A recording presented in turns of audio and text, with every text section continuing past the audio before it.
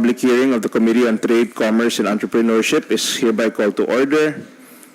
At this point, let me acknowledge the presence of the following committee members. We have with us today Senator Raffy Tulfo. And with Senator Tulfo present, I declare the presence of a quorum. Yes, sir. May I ask the committee secretary to acknowledge our guests and resource persons attending today. Good morning, everyone. Let me acknowledge the physical presence of our resource persons for the Pondo ng Pagbabago and Philippine Bamboo Industry Development Act. For P3, we have Attorney Ramon Lauño from the Security Exchange Commission. We also have Mr. Christian Montefalcon and Ms. Ann Kathleen Daguro. Good morning. From the Bangko Sentral ng Pilipinas, we have Mr. Roy Taginod, Ms. May Valdez, Attorney Feby Alinigre. From the Small Business Corporation, we have Mr. Angelito Acupa, the Senior Vice President. Good morning. From the Philippine Bamboo Industry, from the Department of Trade and Industry, we have Ms. Romleia Ocampo, Ms. Mona Lisa Valle. From the Department of Agriculture, we have Attorney Joyce Panlilio, Ms. Michelle Terinal, and Ms. Imelda Arida. From Department of Science and Technology, we have Dr. Rico Cabangon. From the Department of Agrarian Reform, we have Mr. Raimundo Matic and Ms. Cecilia Datayan. From TESDA, we have Ms. Linda Andrade, Attorney Patricia May Zambrano, and Ms. Beverly Bayonisto. From the Department of Education, we have Engineer Sumailo. From Department of Labor and Employment, we have Ms. Jean Orsolino. From the National Commission on Indigenous Peoples, we have Attorney Adrian Dunuan, Ms. Jennifer Tanginan, and Ms. Roland Aldovino. From the Philippine Crop Insurance Corporation, we have Mr. Arvin Adan. And from the Pioneer in Use of Bamboo for Mine Rehabilitation, we have Mr. Isidro Alcantara. That's all, Mr. Chair.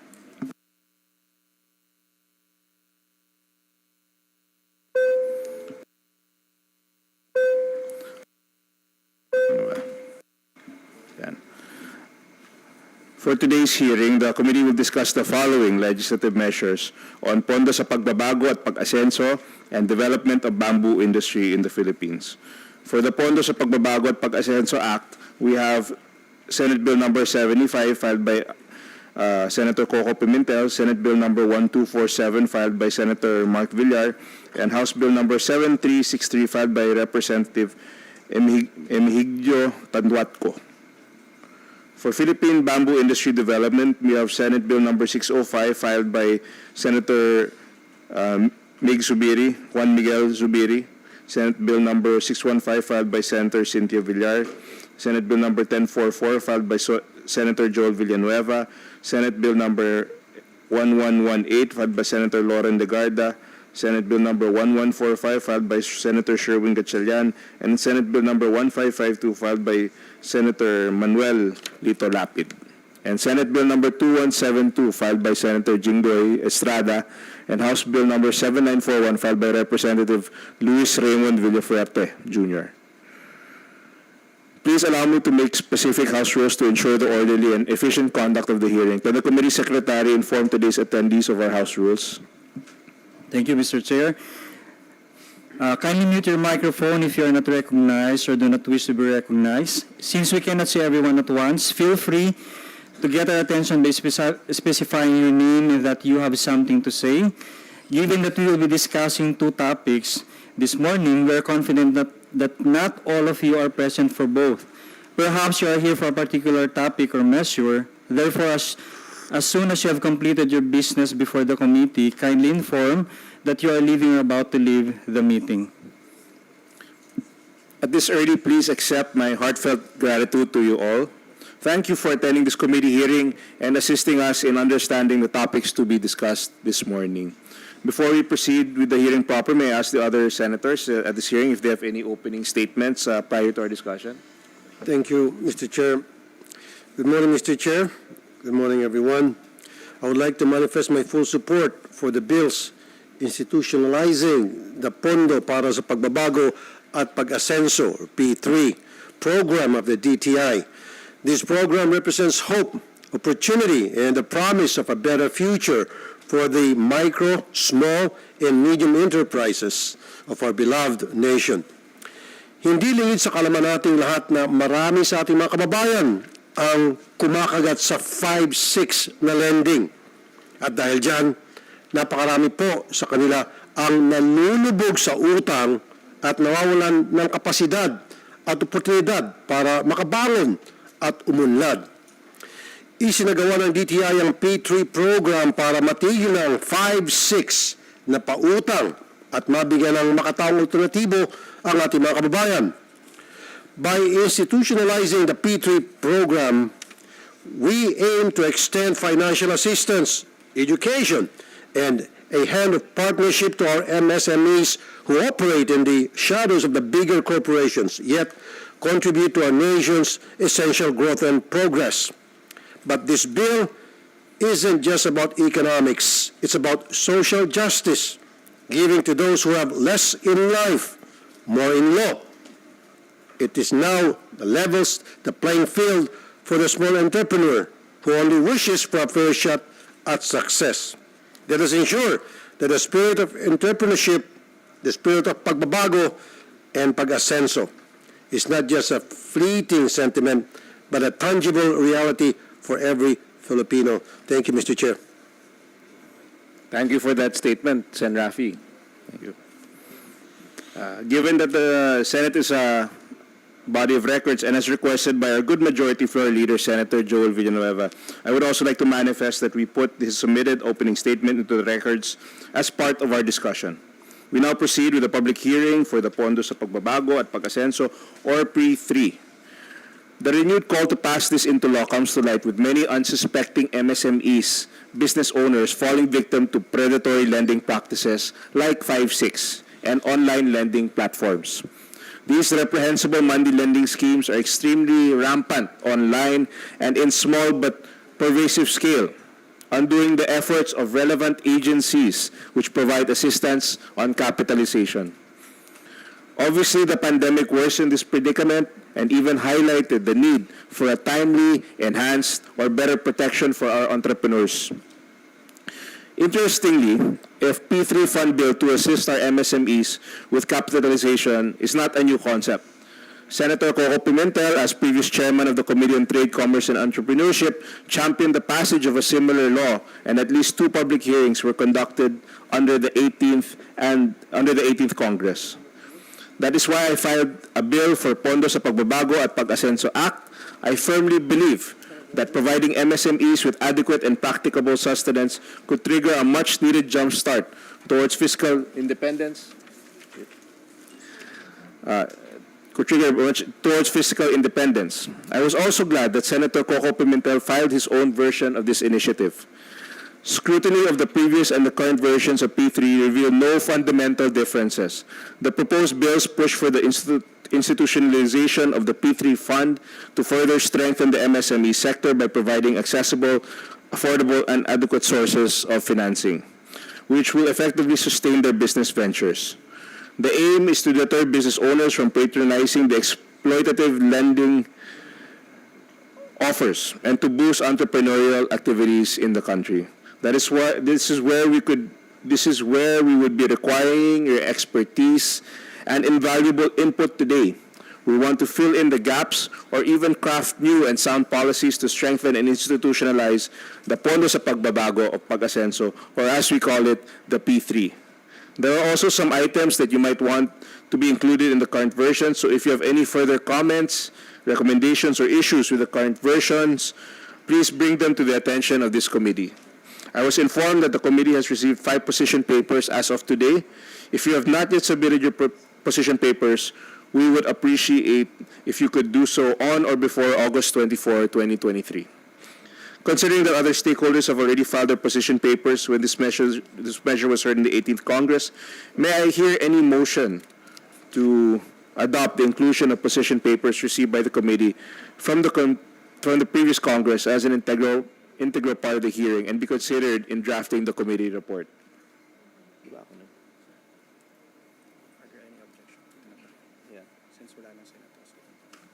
If there are no senators that will move for are there any objections for the inclusion of the position paper received by the previous Congress?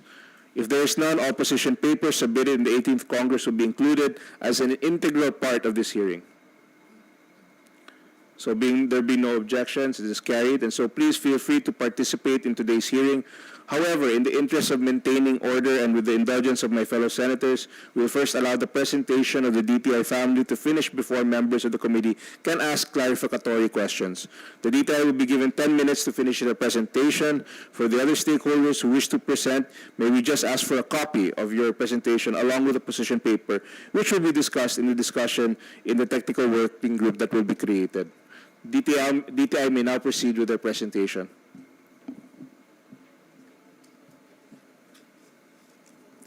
Yes, sir. Good morning, Mr. Chair. Good morning, all the attendees for today's committee hearing.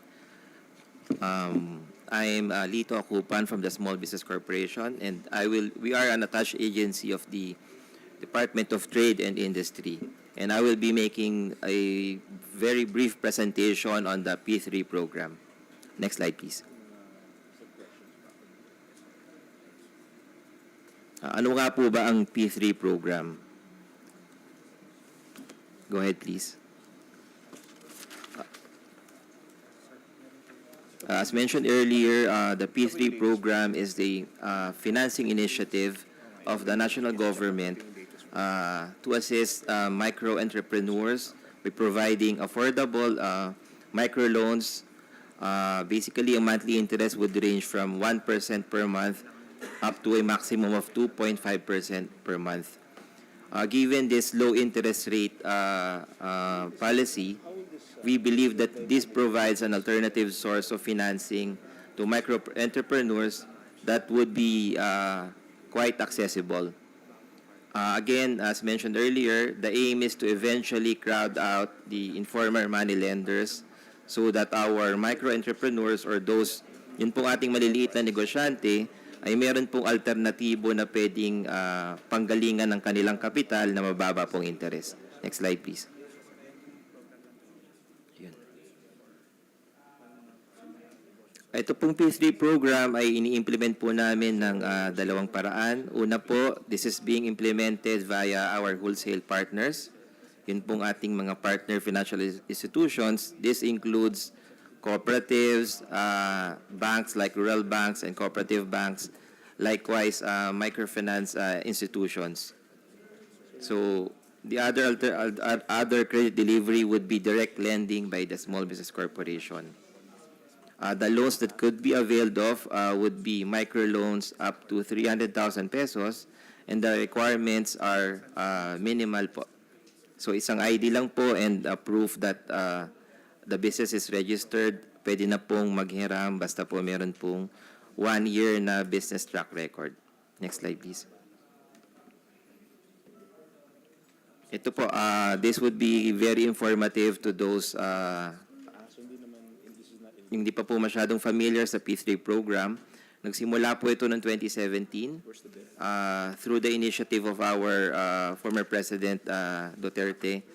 Napondohan po itong P3 program through an annual appropriation sa GAA beginning 2017 of 1 billion and up to this year po. So total po nito would be roughly around 8.7 billion na po yung na-download sa DTI na ini-implement po ng SB Corp through the P3 program. Next slide, please.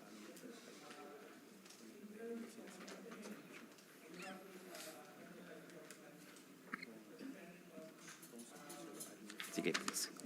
Okay.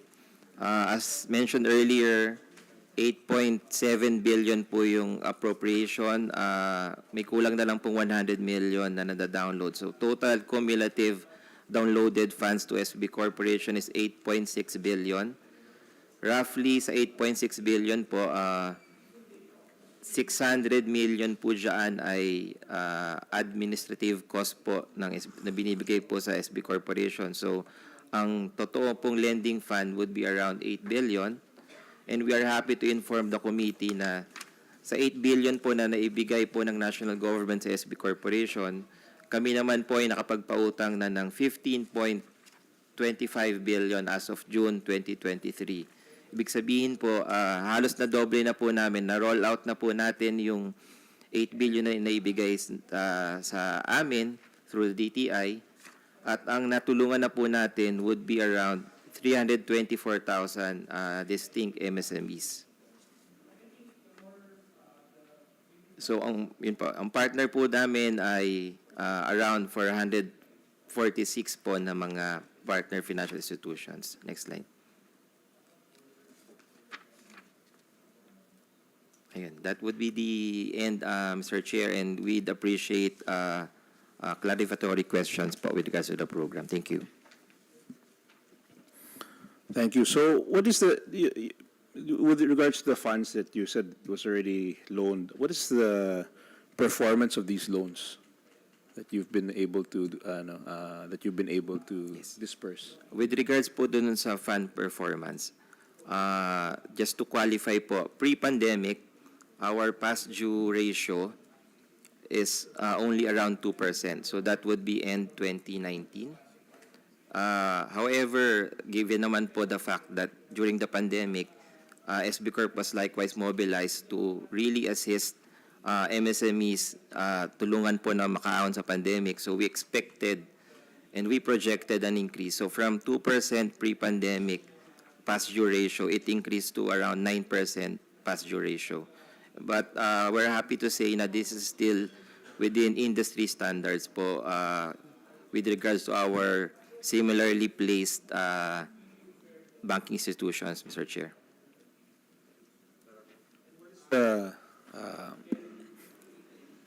Well, I suppose it's not, but what is the growth of the fund? What has the growth of the fund been over the past few years? Yes, ayun nga po, based on the presentation, halos na doble po namin yung pag-roll out ng funds dahil 8 billion po yung lending funds na cumulative na naibigay, pero po yung napautang na namin would be more than 15 billion na po. So, meron po What is the nagbabayad. average growth rate of the fund? I mean, is it gaining in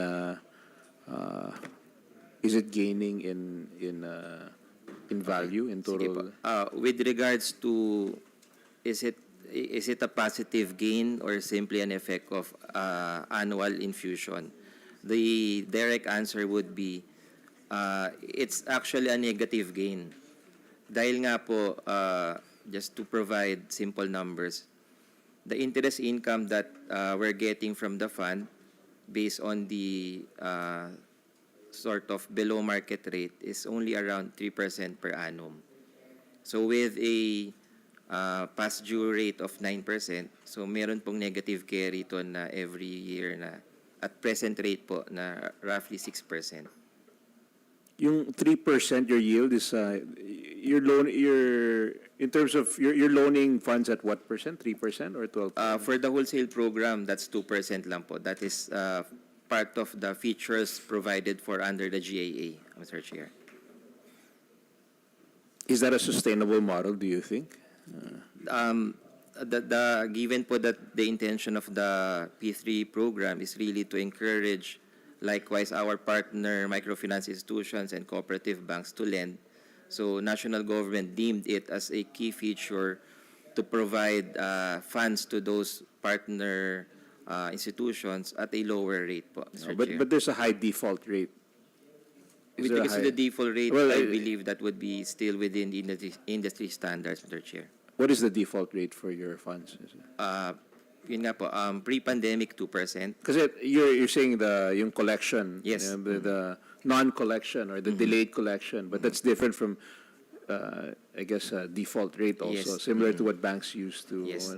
Do you write off a lot of loans? At this point, wala pa pong nare-write off, Mr. Chair. But we expect to write off especially. So there are non-performing loans. or non-performing, liability. That would be roughly around 10% po, Mr. Chair. Non-performing. I see. Is there something that we can do to mitigate this? I mean, ideally, I guess in an ideal world, at the very least, it should be, self-sustaining or kahit konting growth lang. Yes. Otherwise, it's almost social. Then it becomes just, social dole-outs. Yes, I would agree, Mr. Chair, but with regards to, I guess, the target beneficiaries or the target market for the program, it's really going to be a balancing act between government providing sort of below market rates and us really competing with those already existing, like the informal money lenders. Yeah. So- No, but that's what I'm saying. I think, if it's a dole-out, then, that's the job of the DSWD. But I think it's incumbent for the SB Corp to find a way to at Yes. least be self-sustaining. I mean, that's the nature of these funds. That's why you're there is more to create. I mean, if it's okay, I suppose, if this was a result of the COVID, which we know is it's an outlier. But prior to the COVID, was the performance also negative in terms of your outflows and in cash outflows and inflows are also negative? Prior to the pandemic, roughly po, Mr. Chair, it's a positive 1%. Given a default... Is that the cumulative average growth rate of the Yes, fund? Mr. Chair.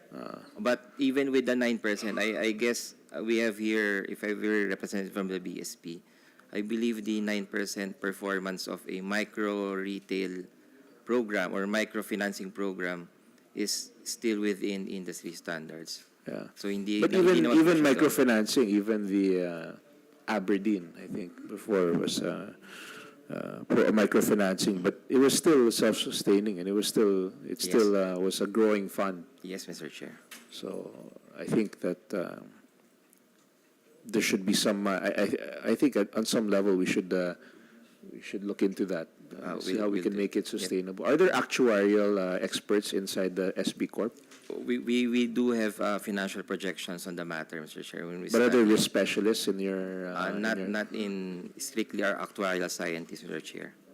Pero just to further add to the point po is there are really certain features, for example, of microfinance institutions wherein they have counterpart savings, so meaning losses could be offset by the savings being provided. Wala po ito sa feature ng P3 program at present. So talaga pong ang main difference would be the P3 program is really wala pong credit guarantee or wala pong risk na tinetake on yung lahat po ng risk is being taken on by the government. So Yes. doon po talaga yung So that's almost if all the risk is assumed by government, isn't there some moral hazard there? If you're a borrower, wala naman. I mean, there's pero, no. that would be siguro one of the areas na we could propose to further enhance po yung features of the fund to really, yun nga po yung sinasabi natin, to ensure na sort of may sustainability yung pondo. Yeah, actually, I agree. I think maybe I can ask because this is I don't know if anyone here is in finance, but nevertheless, I think the SB Corp, maybe you should have that capability in terms of, it's hard to manage a fund without actuarial experts, doing risk assessment. Mr. Chair. It's and if that's not the purpose, if the purpose of the fund is just to give away money, then just make a fund to give away money to give cash assistance, diba? But if it's going to be of the nature of a fund that's supposed to earn an income, it's supposed to grow, it's supposed to be and it's supposed to be something that has I guess that can survive on its own, then maybe you can recommend to the committee certain provisions in the bill that might help the fund become self-sustaining. If you have any ideas, let us. You can. You don't have to think of it now, obviously, but if we can request that you submit some proposals in writing so that we can fine-tune the bill in the technical working group. Because I think it's not sustainable to have It's not something you should aim for na every year palit ng palit yung pondo. No? It should be kahit papano. It doesn't have to be large growth, but there should be positive growth every year, I think. I mean, if that's why we're there, is to make it to be performing optimally. So We'll do that, Mr. Chair. how is your budget utilization for SB Corp? How was it last year? With regards to the P3 program, based on our COB, we only retain po certain buffer. So we actually target full utilization. However, yun nga po, with regards to the P3 program, whatever is not being lent out, andun lang po siya. These are under investments po sa yung highly liquid investments na the investment income naman returns to the National Treasury. You invest in instruments in Treasury bills, in safe you Treasury invest bills lang po. SB Corp invest in treasury bills Apo, also. para lang po hindi po natutulog yung No, pera. that's perfectly sound financial practice.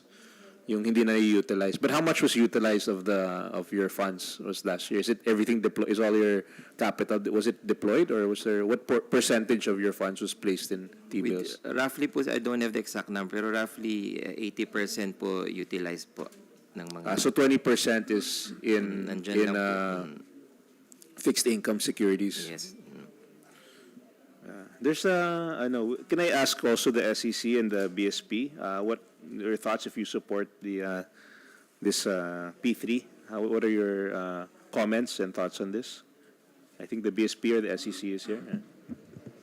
Good morning, Mr. Chair and everyone.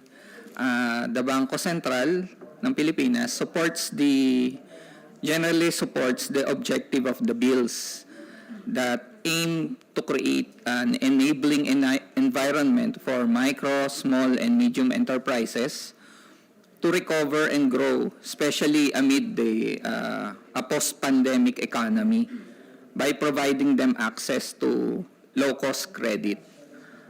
As we have previously submitted comments and position paper with the House of Representatives, we wish to inform the committee that we are currently drafting our official position paper on the proposed legislative measure that will take into consideration, sir, the developments in these current bills.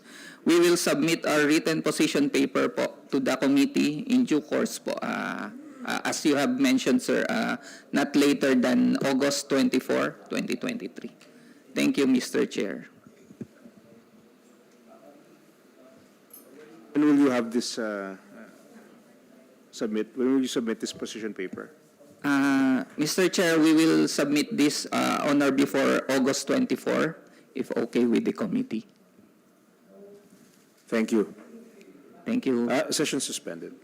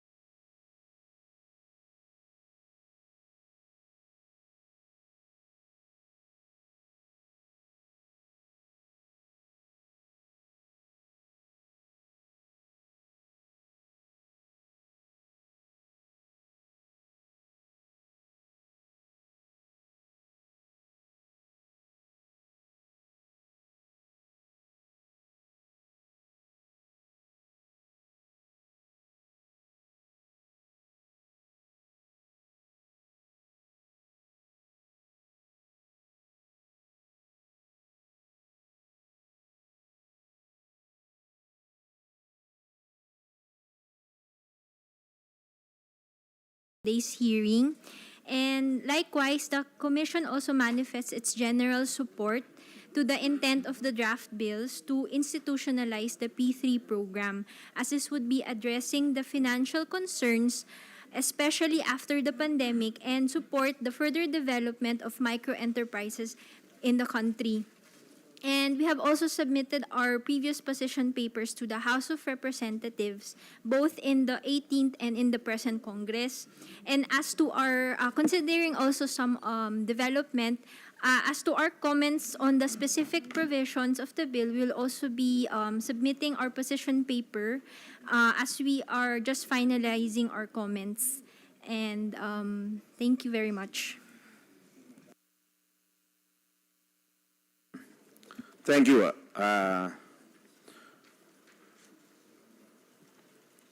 If there are no objections for the inclusion of the position papers received by the somebody. Dito.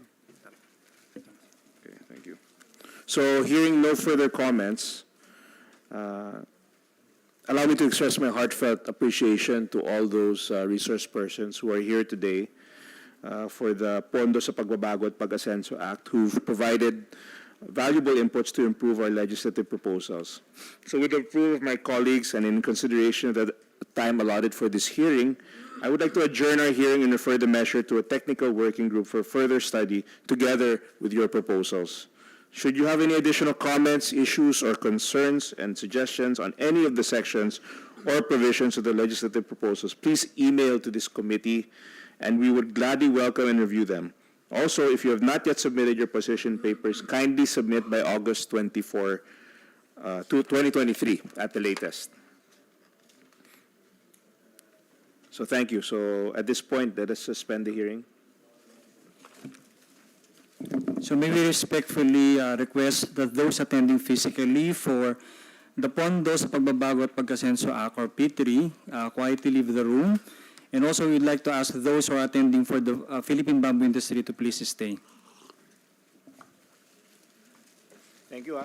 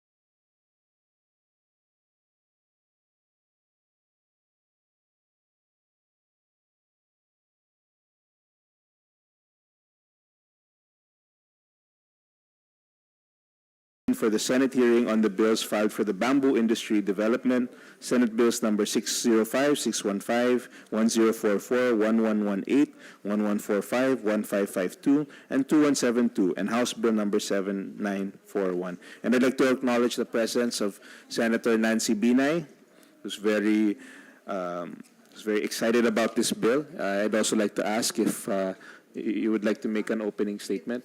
Okay.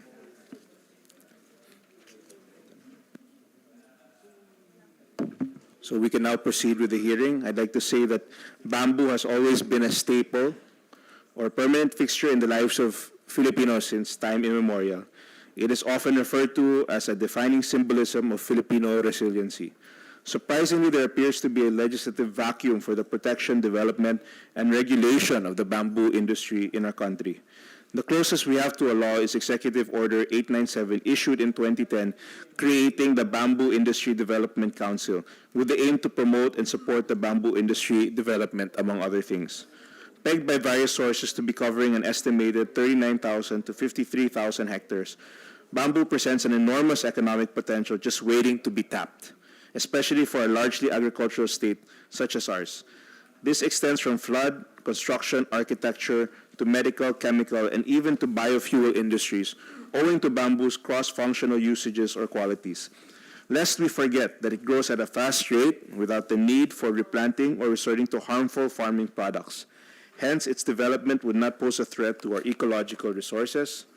And aside from these, some studies show that bamboo can be the raw material for biogas systems, and it can be a long-term sustainable source of raw material for bioenergy that helps to avoid deforestation. This supports Sustainable Development Goal number 7 of the United Nations that ensures access to affordable, reliable, sustainable, and modern energy for all. This is also aligned with the government's 2023 Renewables Energy Development Program to develop renewable energy resources and identify the most feasible and least cost options or technologies, among others.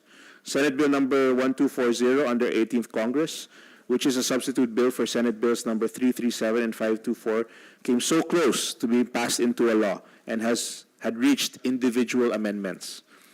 The present bills refer to the committee urged for the creation of the Philippine Bamboo Industry Development Council, which will serve as a one-stop shop for all related activities such as training and education, marketing and promotion, and research and development. So for our resource persons today, we would appreciate your help in order to formulate an all-inclusive, definitive, and foolproof law with the end goal of ushering in an economically viable yet environmentally conscious policy model for the bamboo sector. May we ask the Philippine Bamboo Industry Development Council to proceed with their presentation, but please limit your presentation to 10 minutes. And to all resource persons who have presentations, please submit it along with your position papers to the committee. Thank you very much. Good morning, Mr. Chair, and good morning also, Senator Binay. I am Leia Ocampo of the Department of Trade and Industry, and I am here representing the PBIDC as the Secretariat Head.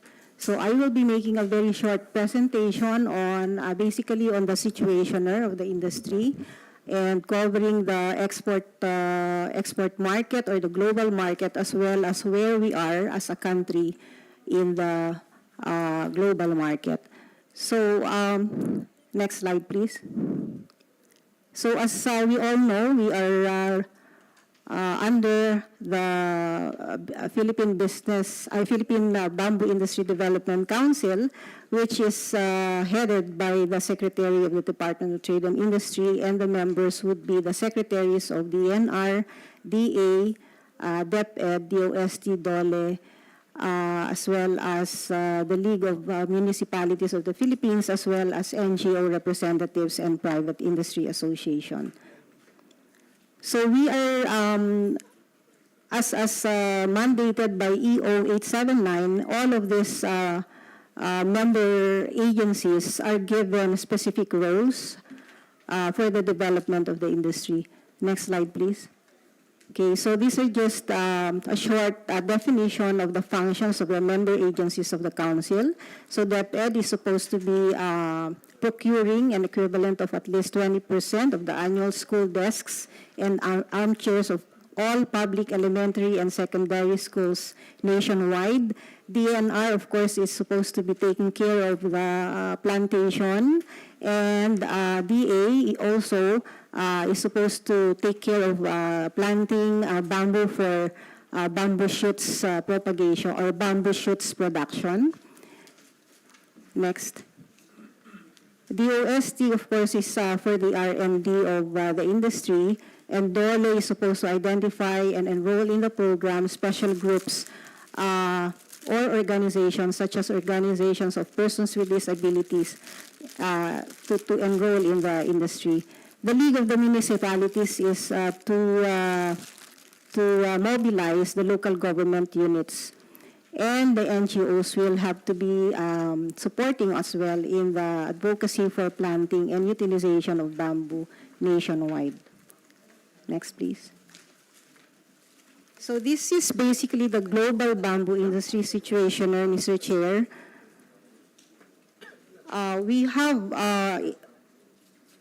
2022 statistics here. We have 61.69 billion estimated global bamboo market size, and this is expected to reach 88.43 billion in 2030. That is due to the compounded growth rate of 4.5%. So by 2030, it's supposed to be reaching $88.43 billion already. Next. So basically, we are looking at a pie chart here on the global bamboo market, wherein it shows the big chunk of industrial products as the bigger contributor to the market. We also have furniture, and then raw materials, bamboo shoots, and others. So next, please. So the industrial application segment, which is the light blue one, is actually the one which is sharing the most of the pie. So it is sharing 39.8% due to increasing infrastructure spending for sustainable building and construction materials. And it accounts for about 23.61 billion. And it is anticipated to grow at 5% annually. Okay, next. The next would be the furniture segment, and it contributes 25.7% of the pie, and it is also expected to grow at 4.4%. Next, please. The shoot segment is also growing, owing to the increasing demand for healthy food, because bamboo shoots is supposed to be a healthy food that contains amino acids, proteins, and all these vitamins. Next, please.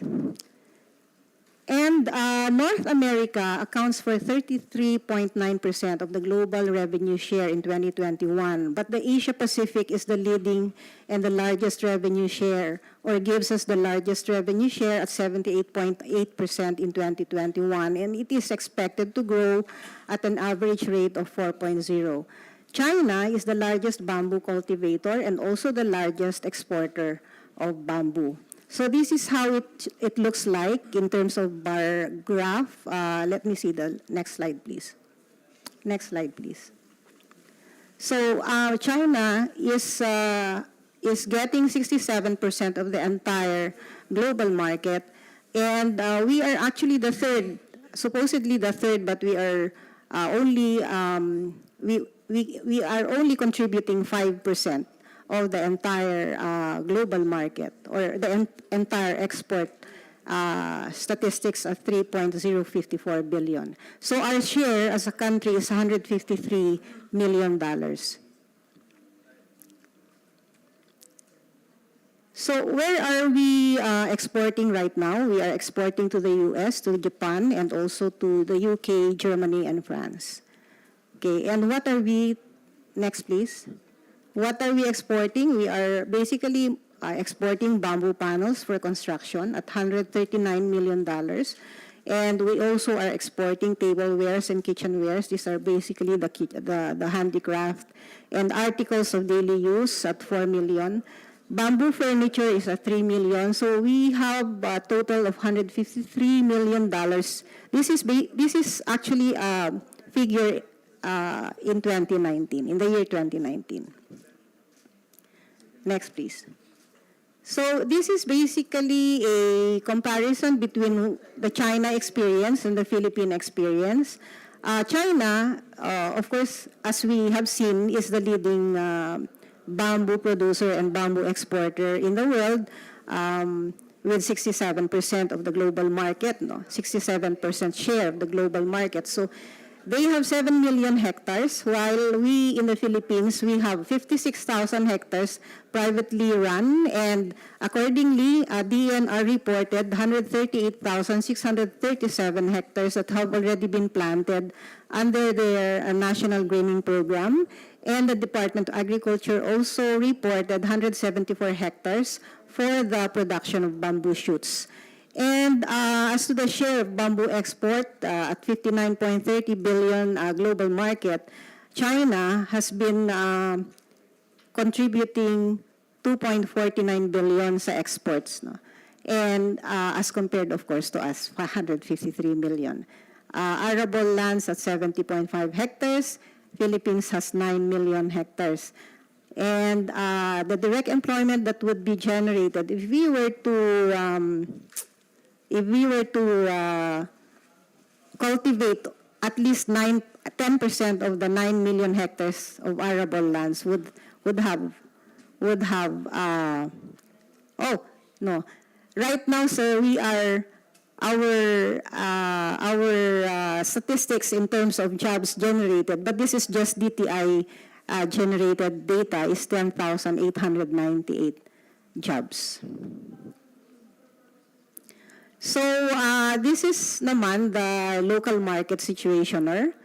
Right now, as I said, we have 10,898 jobs. MSMEs assisted is 5,012 MSMEs. And we have 92 community-based bamboo enterprises all over the country. Investments generated 89.2 million, and domestic sales generated at 143 million. This is as of 2022, Mr. Chair, and only DTI, the data is generated from the different regional offices of DTI. Next, please. So what are the key factors that are driving the bamboo market? So there's a growing investment in infrastructure development, making use of alternative materials such as engineered bamboo. There's a rising consumer awareness for sustainable and durable and eco-friendly products. Next. Bamboos are widely used as replacement for conventional materials, including wood for furniture, hardwood for flooring and decking, plastic and everyday items such as toothbrush, charcoal production, medicinal products, bamboo fiber to replace cotton and synthetic fabrics, and pulp and paper.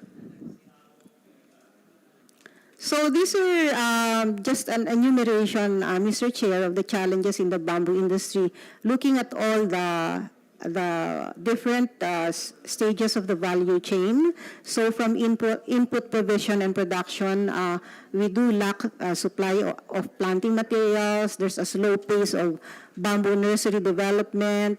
There's a lack of technical support and farm maintenance technologies.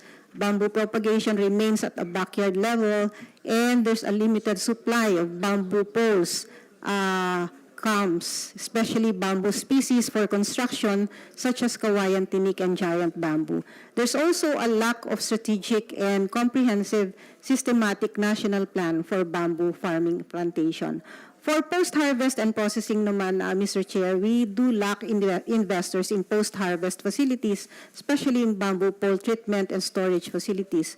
We also have a low adoption of bamboo preservation, pole selection, and harvesting techniques among our processors. And there's a high cost of production of bamboo-based products due to largely manual processes.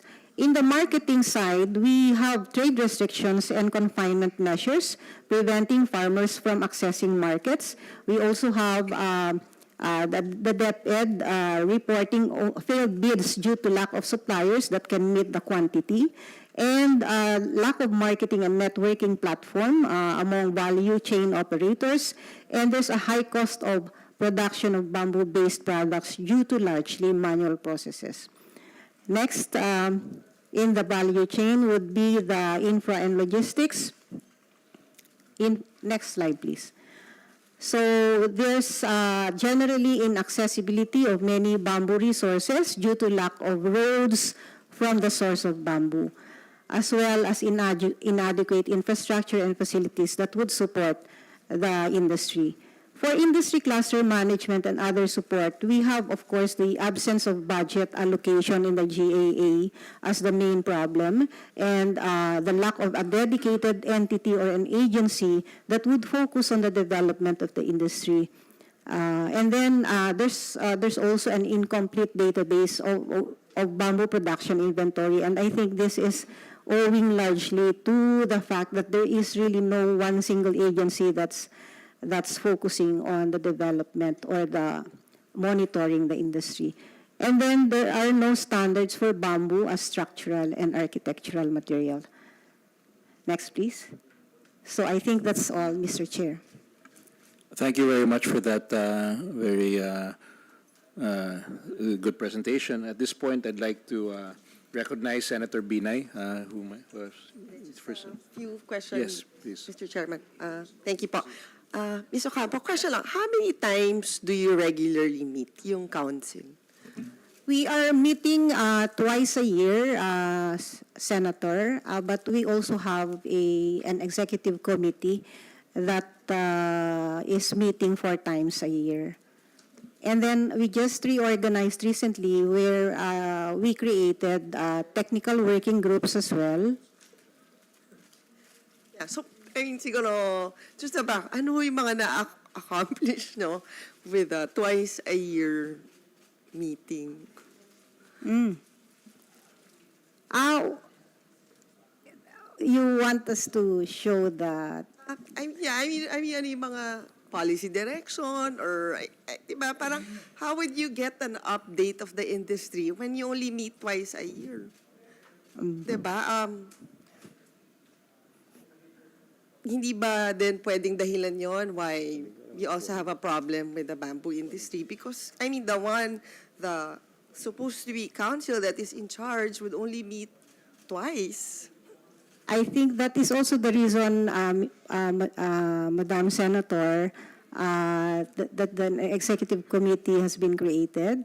Which only meets 4 times a year. 4 times a diba, year. Hindi ba dapat every month nagmi-meeting yan para regularly nakakakuha ho kayo ng update na, for example, na-mention nyo, may issue dun sa DepEd, diba, na parang hindi makakomply because kulang yung supply. So, how would you monitor and make sure that DepEd can be compliant to that 20% na requirement for school shares? Di ba, if kung 4 times a month lang ho kayong magmi-meeting. Mr. Chair, And please proceed. siguro, Yeah. kukwento ko lang because, Mr. Chair, yung creation of a council was already discussed, I think, during the previous Congress. And ang naging, kumbaga hindi siya napasa kasi during that time, parang meron na kaming concern about creating another council. Kasi nga, number 1, may additional cost. And then tapos hindi rin naman nag-a-attend or hindi rin nagkakaroon ng regular meeting. So nagkaroon ng, kumbaga dun yung cost nung pagka-stall nung pagpasa neto during the previous Congress. So I'm just wondering how would this bill be different from what was discussed on the floor. In fact, nung time na yun, nasa na kami, period of amendments, Mr. Chairman. Yeah, I think from the DA, perhaps you can shed some light on the issues raised by Senator. Thank you, Mr. Chair. From the DA and from the PBIDC. Well, first of all, we'd like to thank the committee for this hearing kasi mukhang uusad na ito.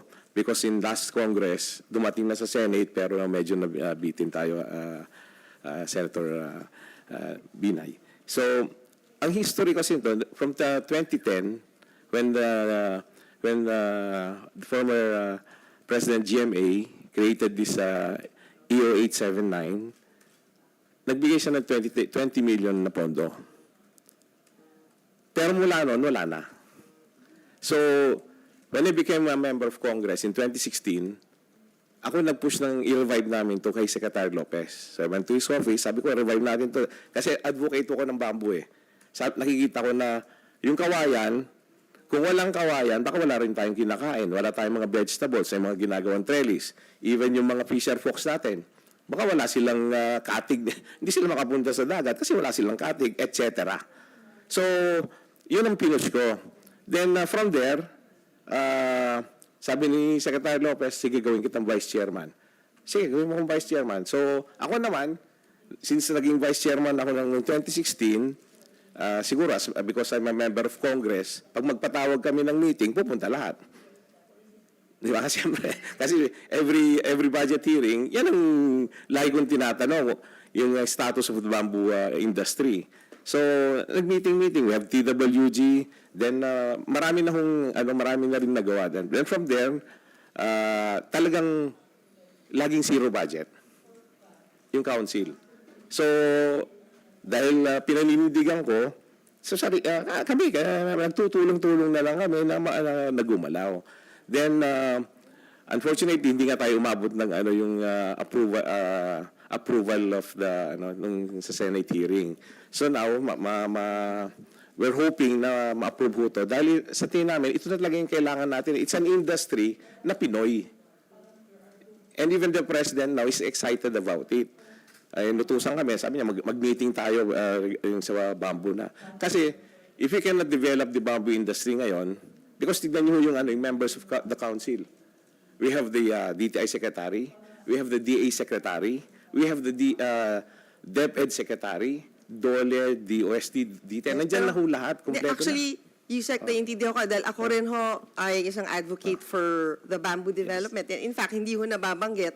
This is a big yung use ng bamboo for fabric, ang laki ho nung potential niya, Mr. Chairman. But, well, based from my experience, usually ho sa mga council, kahit nakalagay ho doon si secretary, hindi ho nag-a-attend si secretary eh. Laging dinidelegate din nila yung trabaho to their next in line, and it's not the secretary. For example, yung mga, even yung mga malalaking, for example, PhilHealth, hindi naman ho nag-a-attend yung mga secretary of finance, secretary of, they don't attend those meetings. And then, siguro magandang malaman, yung council hindi nabibigyan ng budget, but under the budget of DA, magkano na ho yung nagastos natin for bamboo?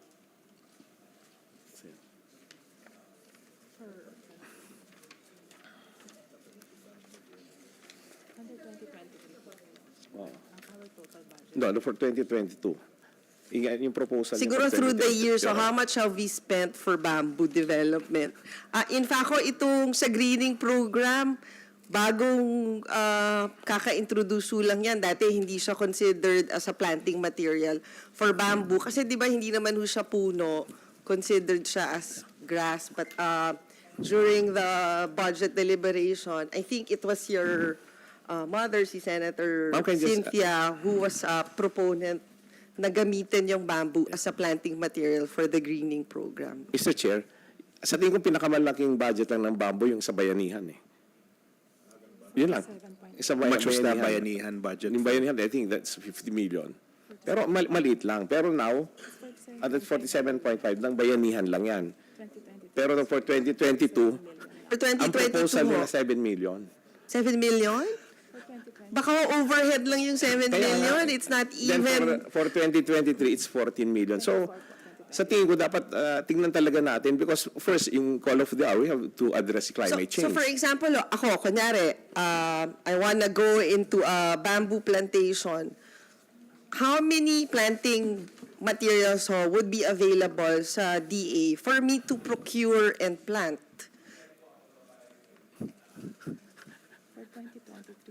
Kayo. Papasok ko lang sa DA, so kayo muna. Kasi may solution ako dyan eh, na I have to propose. Good morning po. I am Attorney Joyce Panlilo from the High Value Crops Development Program of the DA. Ma'am, from 2021, we distributed 19,125 pieces of bamboo seedlings. For 2022 na po ang next, that's 3,000. Then 13,000. From 19,000, naging 3,000. Yes po, because in 2021, the budget source is the Bayanihan 2 funds po in 2021. And then in 2021, and then 2022, 2023, up to 2024, the source is dagaan na po. So, from 19,125, naging 3,000 na lang po yung aming target, and that was distributed in 2022. Then in 2023 po, we targeted 13,166, which was increased to 18,000 for the 2024 po na NEP.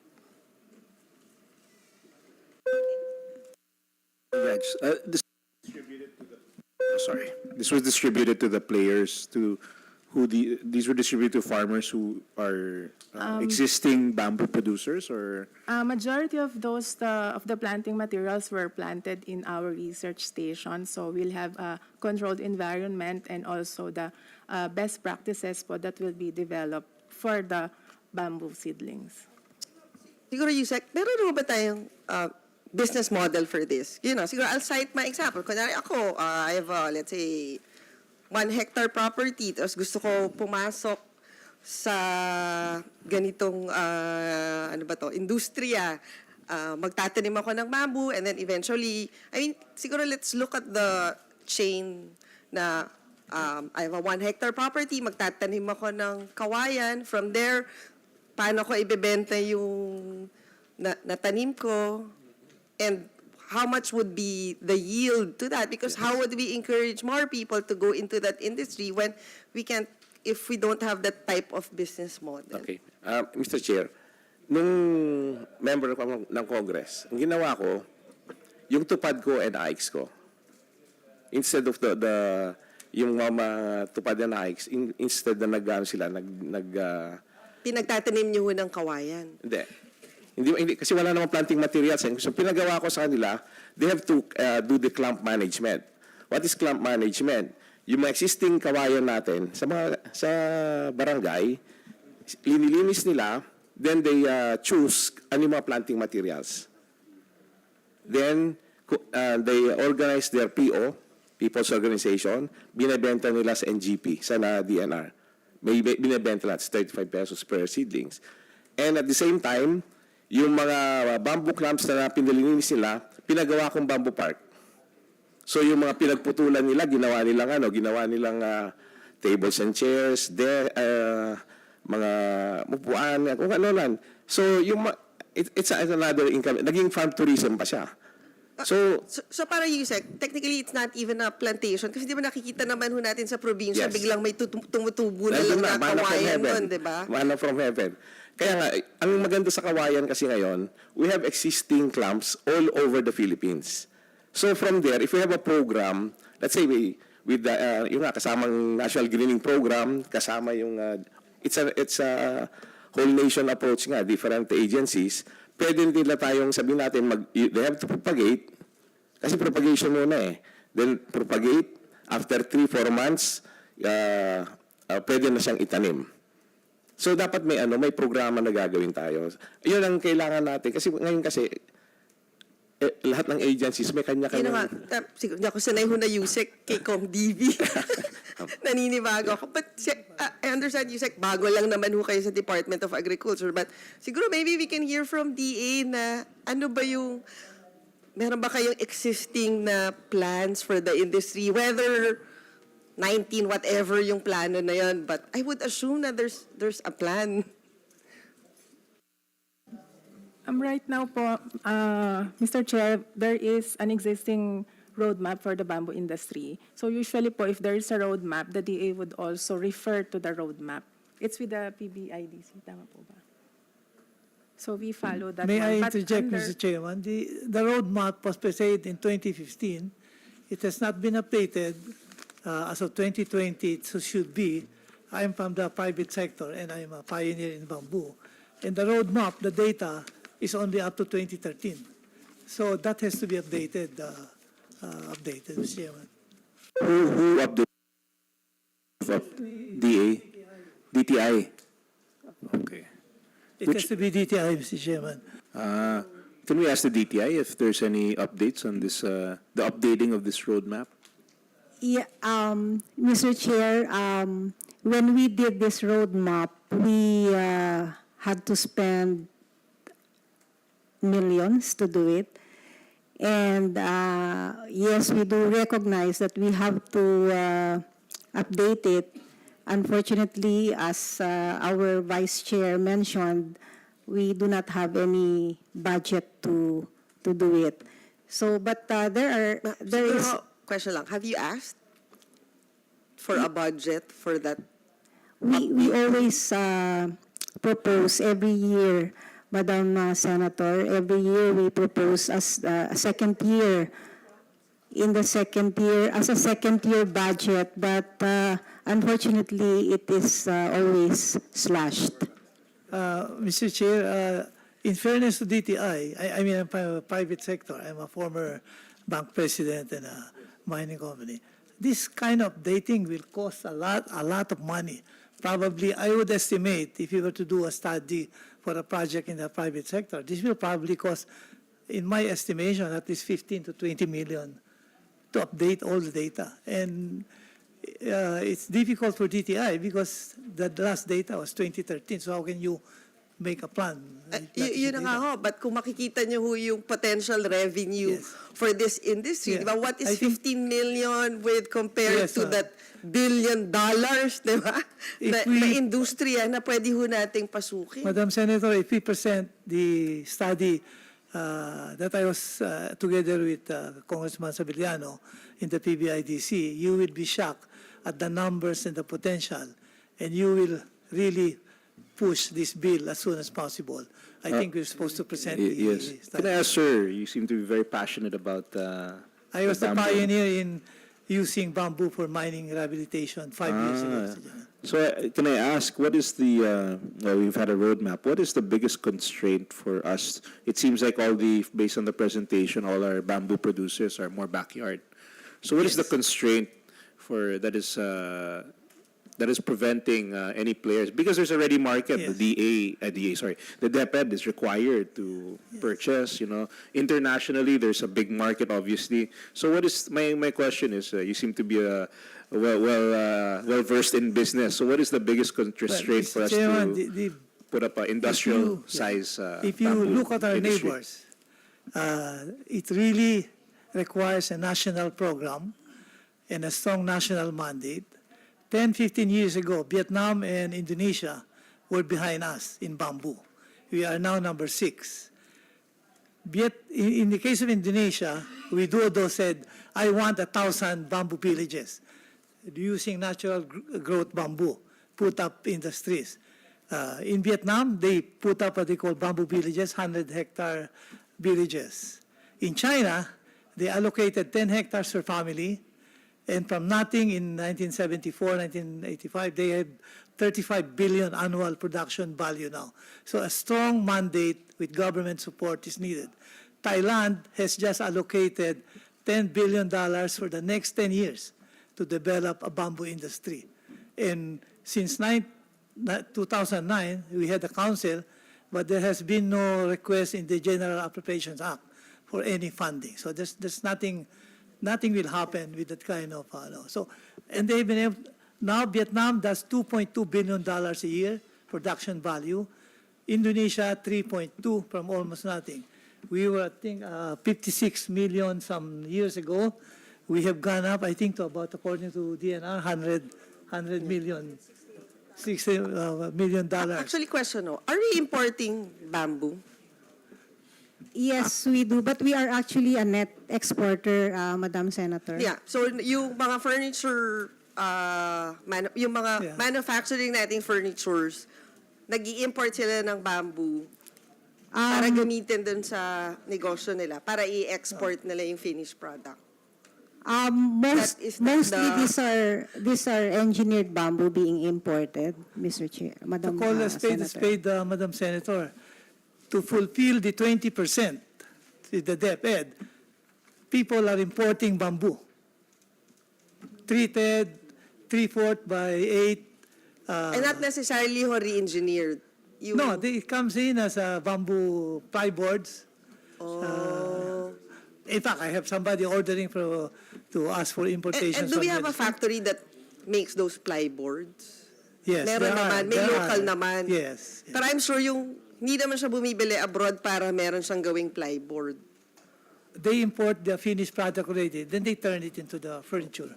Siguro baka DTI can submit how much are we importing Yeah. para gawing finished product yung Right now, For the figures say we're importing very insignificant naman, Madam Chair, 17,000 worth US dollar worth of imports. kasi di ba dun sa presentation niya kanina parang number 3 yung Philippines but dun No, sa we're now number 6. so hindi ho updated yung Yes. figure We were that number was 5 a few presented. years ago. We're now down to number 6. That was a 2019 figure, Madam, yes. I'm just curious, with regards to the DepEd. So, is that correct? You import to fulfill the 20% requirement? Is that correct? Because that would seem to defeat the purpose of the. I think the purpose of the 20% was to encourage the There's local. a problem kasi yeah. yung sa bidding, talo na tatalo tayo sa bidding. Yung mga, because they'd rather, kasi yung yung mga plyboard, mas mura sa China kaysa yung mga natin, yung mga pinoproduce natin. So natatalo tayo yung mga natin.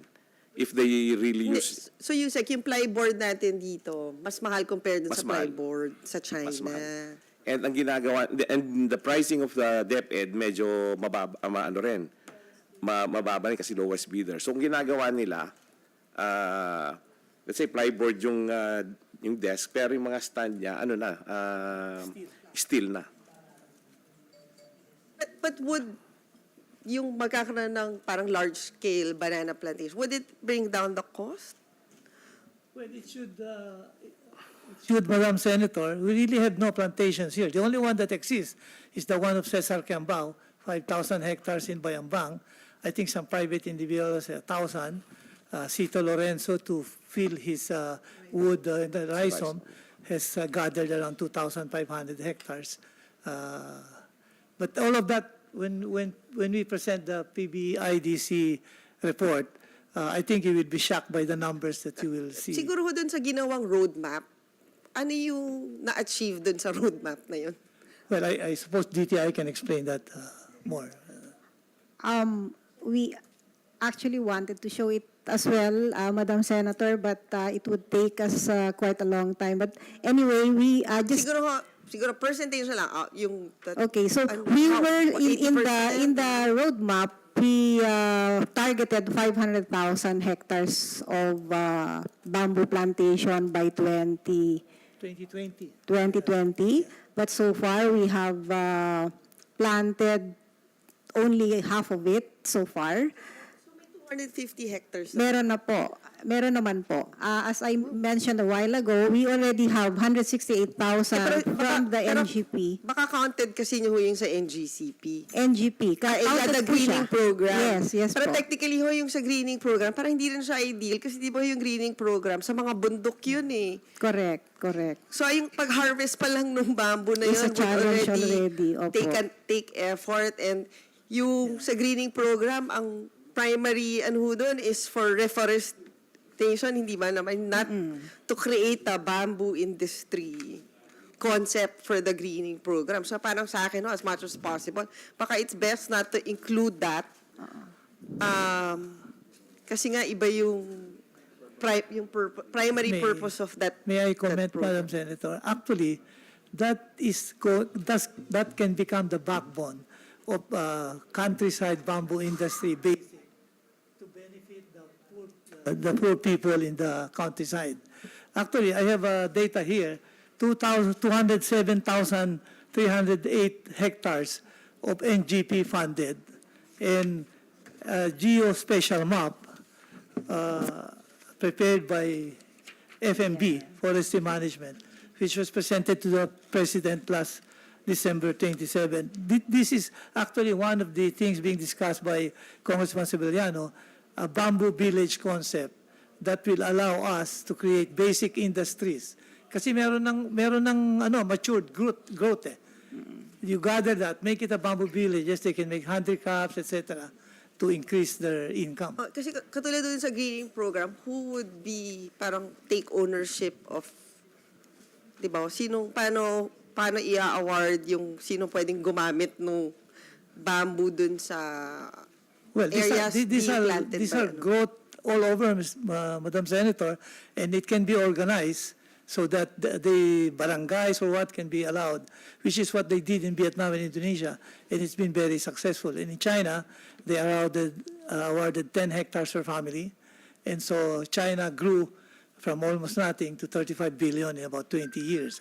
So, and this information is available from the Forestry Management Bureau. So I think the proposal of what Congressman Sabellano has been discussing is involve the DILG to create, that is idea, to create these bamboo villages. And the beneficiaries will be really the countryside people. And that is immediate, because plantations will take you 5 years before it matures. It can be very profitable. We have existing now. You know, in the bamboo capital of China, Anji, 267,000 at 400,000 population, 67,000 hectares planted. The production value is $250 million a year. If you go there, you will see farmers' garages with German cars, because it really makes money. So that's why I think it's imperative. And if I'm given the opportunity, I'd like to present the study that 5K Foundation that we prepared. So you will see the numbers, how important this bill is for future generations. So I'd like to request that. Mr. Arca, aside from the council, kasi kung hindi ho natin popondohan yung DA for them, I guess, to produce the planting materials, di ba? Kahit may council ho, kung yung each part of the production chain would not be funded, so parang din ho tayo, di ba? Yes, ma'am. And That really... I guess so, sa sobrang it's my 11th year already. Parang in a way, I don't know if I'm jaded, kasi ang dami na ho naming napasa dito na unfunded ho eh. So hindi... No, but plantations, ma'am, will have to be, private sector. We'll have to invite people to invest. To invest. See it. So Because parang, hindi pwede ang gobyerno mag-subsidize, ma'am. I mean, unless you're China where you have so much money. But here, it will have to be... but hindi ba dapat government then would start di ba yung invest on planting materials, yung study, and not just DA, I mean DOST, meron din, they're in charge of research, yung conditions na kailangan to go into that business, yung mga ganong You're correct, ma'am. aspeto ho, di ba? For transparency, I am applying now for a 10,000 hectare IFMA, Industrial Forest Management Agreement. Now, you need, for 5,000 hectares, you will need 650 million to plant it. Now, this is where it comes in. I've been discussing with some people. Maharlika can be a co-investor, ma'am. Because as a banker, sir, like you are, reduction of risk is important. So if Maharlika co-invests together with the private sector, you're bringing down your risk right away, co-sharing of risk. I think that's people disagree with Maharlika. I think it is a needed government intervention, precisely for things like this. So, I mean, I digress, but as a banker, I look at it as a needed government intervention. Yeah. So, Mr. Chair, that's why we were here to appeal that sana pumasa itong batas na to, because we need to institutionalize. Kailangan may talagang, as you said, Madam Senator, kailangan nandiyan ang gobyerno. Kasi we have to lead eh. And if we are going to institutionalize, then we'll have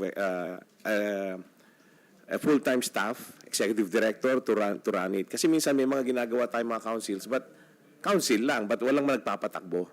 So kung magawa natin to, sana mabigyan ng chance na pumasa yung bill kasi malaking potential niya. Kahit sinong kausapin mo tungkol sa kawayan, excited sila eh.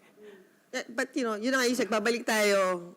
Kasi yung composition din ngayon ng Senate is more or less the same. So, babalik ulit tayo dun sa yung fear na baka this would just be another layer, yung creation of a council.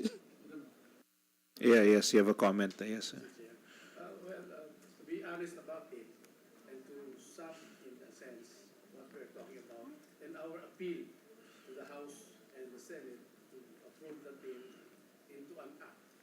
Because at the moment, there is no really a unified, integrated national bank industry development program. Each government agency is doing its own thing, and sometimes they work at multi-purpose, and the results do not add up to the requirements of the national bamboo industry. So these bills in the Senate, when approved, will mandate the center, because when the bills in the House and the Senate will be approved, there is going to be a center to oversee and develop the implementation of an integrated national bamboo industry development program where the roles of the different government instrumentalities are spelled out. For example, we have, you've seen the composition of the council.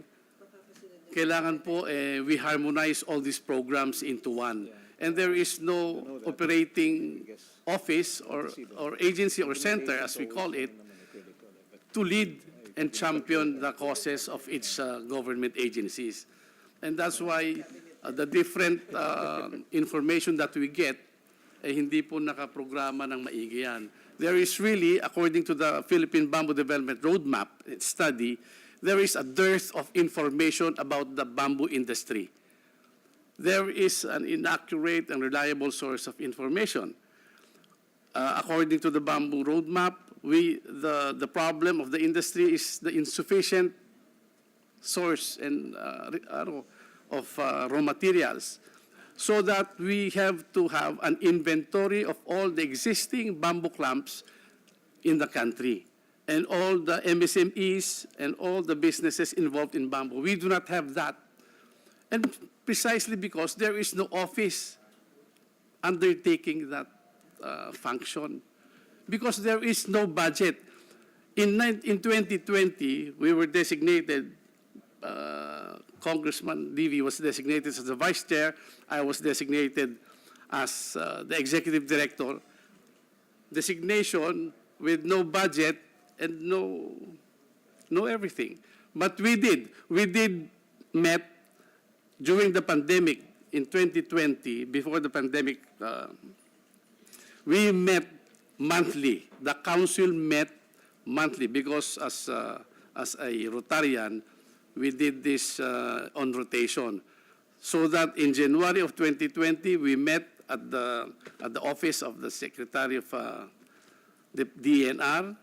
February, Secretary of DA, conference room, they hosted it. And the third, in March, the OST hosted and sponsored the meetings.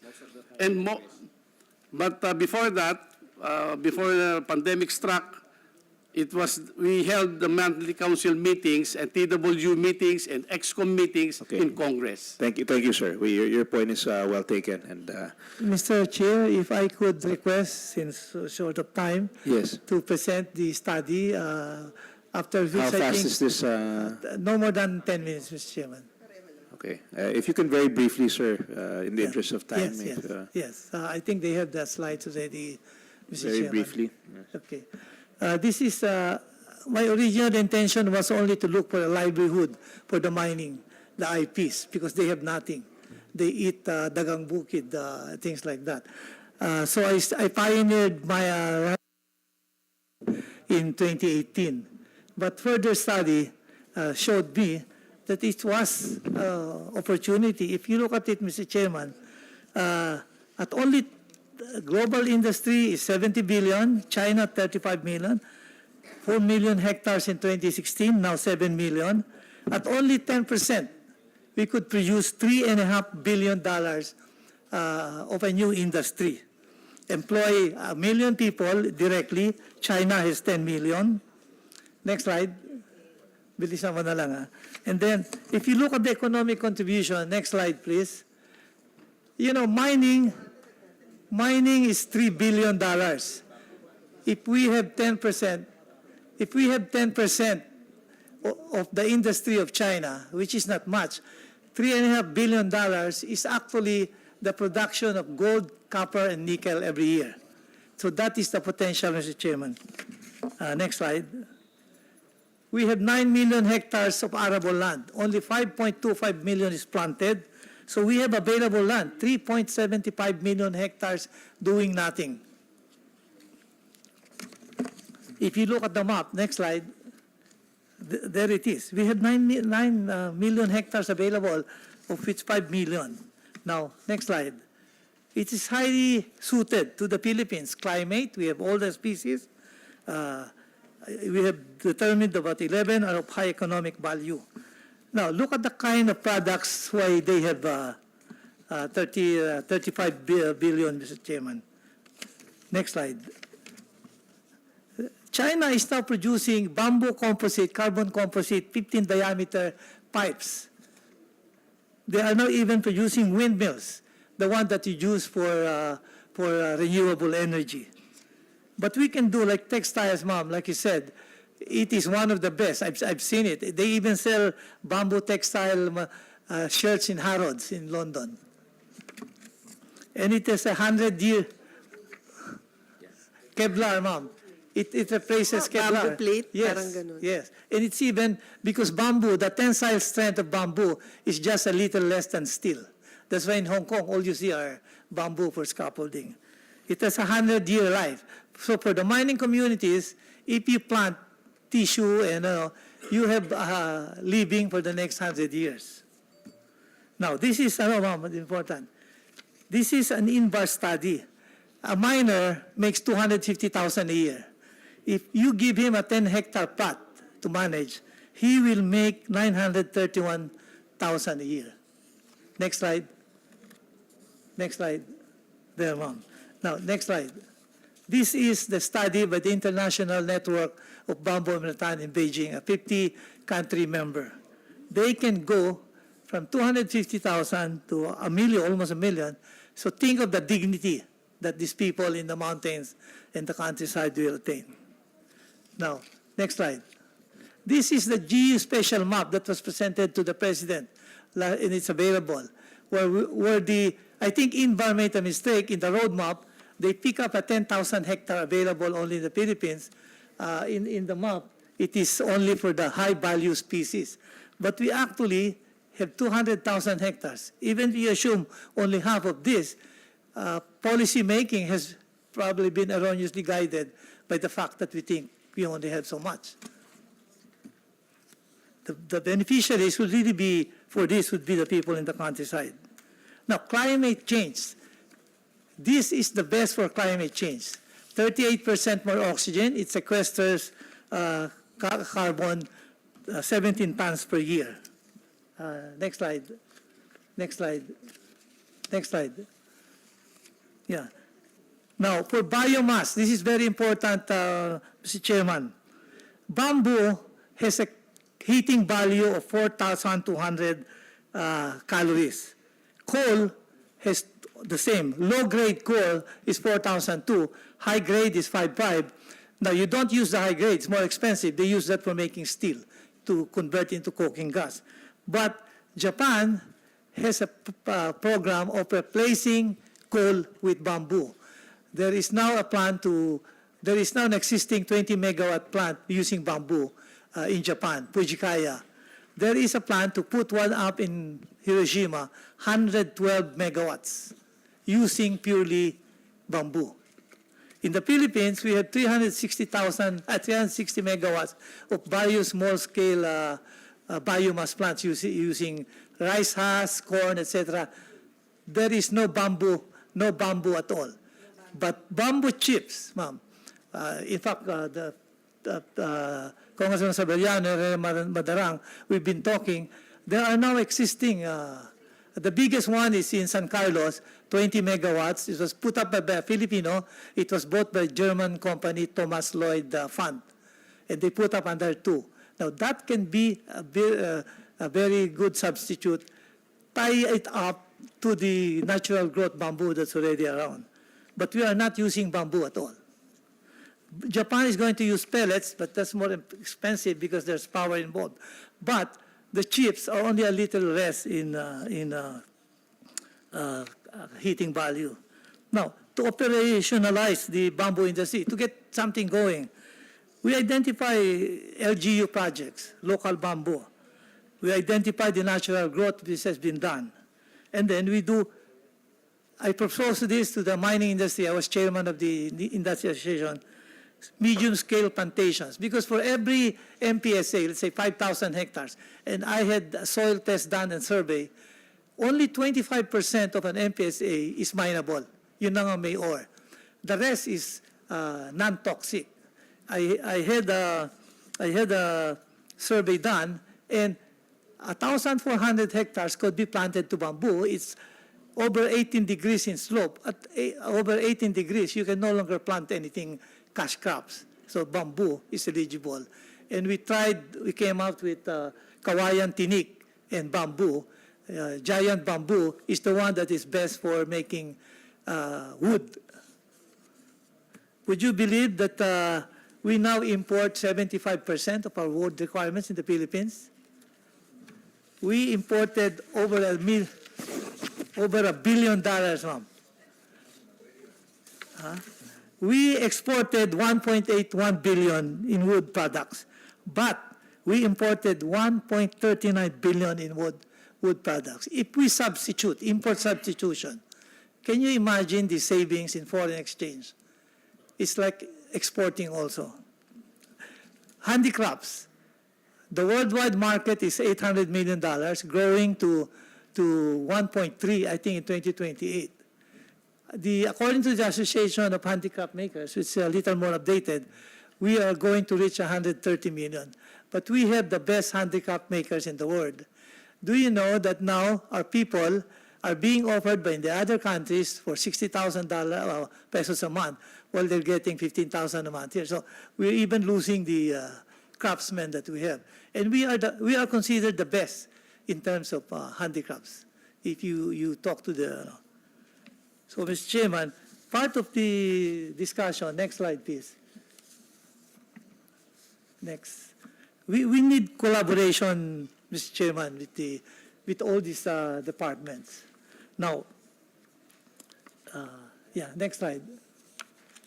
In mining, Mr. Chairman, we can have, in the long term, we must, the last time I got introduced to IPMA was in the 80s. We financed the IPMA of Senator Enrile and Mr. Bernardino producing soup wood. We have no new IPMAs now. We must give them incentives, tax benefits, longer tenural requirements, support them. These are fiscal incentives that are enumerated there, Mr. Chairman.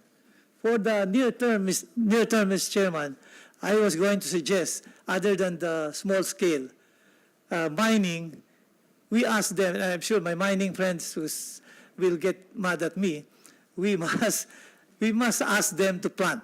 Because Secretary Simato already allowed the use of the mandated funds to be used for replanting.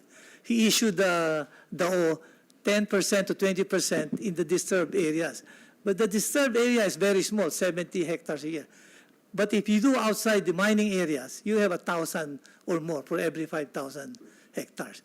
They can be the one to plant there. Now, the mining is perfect. Next slide, please. Mining is perfect as a catalyst and a model. They have the funds available, Mr. Chairman. This is not too well known, but you have $6 billion of SDMP. You have another 27 million of EPEP. So it's there. It can be used. Now, the only thing I ask for is if we give them incentives, two things. One, we do not let them go to the rigmarole of ECC, cutting permit, etc. Just let them DNR approved the area to be planted and let them plant. Because ECC, etc., the economic impact study, that's already done when they go into mining. So just let them plant.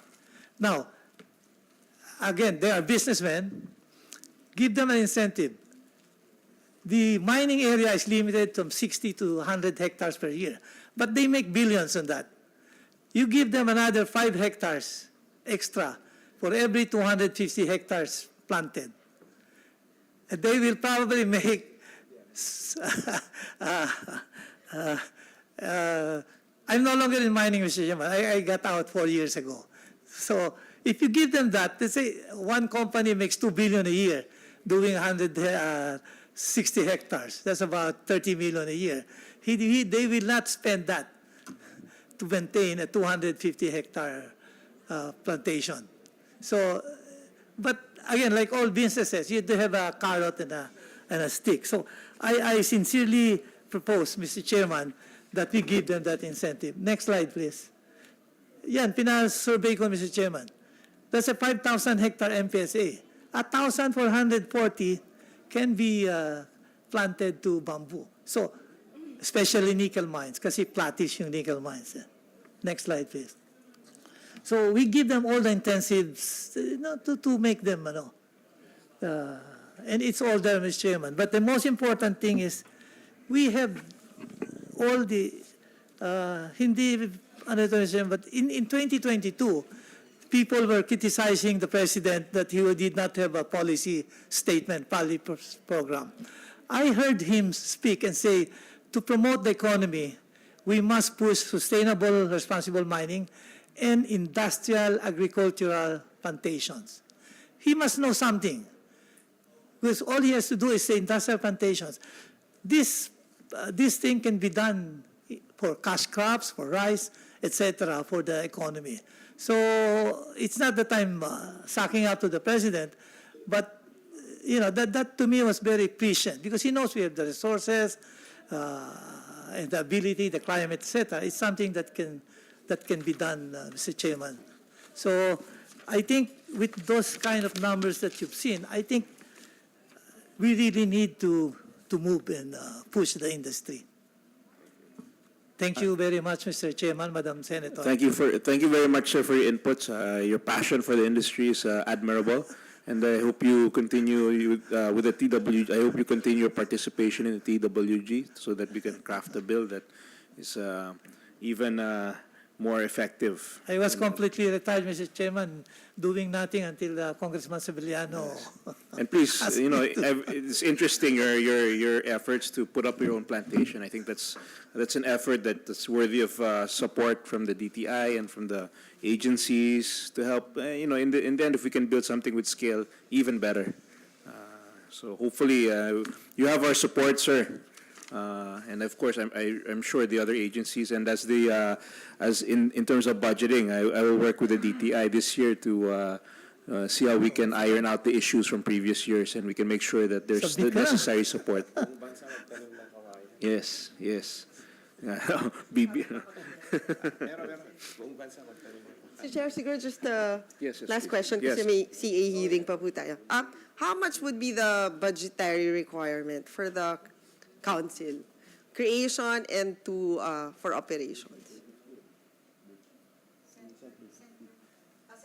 Center. According to the bills made, 100 million. Initial. And then, Annual, yeah. And to then- maintain it, That's right. how much would that be? Then, kunyari, pag It's a naubos sa year- 100 million. It's a yearly. Yearly ba yung 100 appropriation, million? Yes. Yes. Nako, medyo parang mahirap po ata yung 100 million. We have submitted the work and financial plan to justify the 100 And I'm million. sure alam ho ito ni Yusek. Yes. So thank you very much to all the participants. With the approval of my colleagues and in consideration of the time allotted for this hearing, I would like to adjourn our hearing and refer the measure to a technical working group for further study, together with your proposals. Should you have any additional comments, issues, or concerns and suggestions on any of the sections or provisions of the legislative proposals, please email to this committee, and we would gladly welcome and review them. Also, if you have not yet submitted your position papers, kindly submit them by August 24, 2023 at the latest. With that, thank you very much.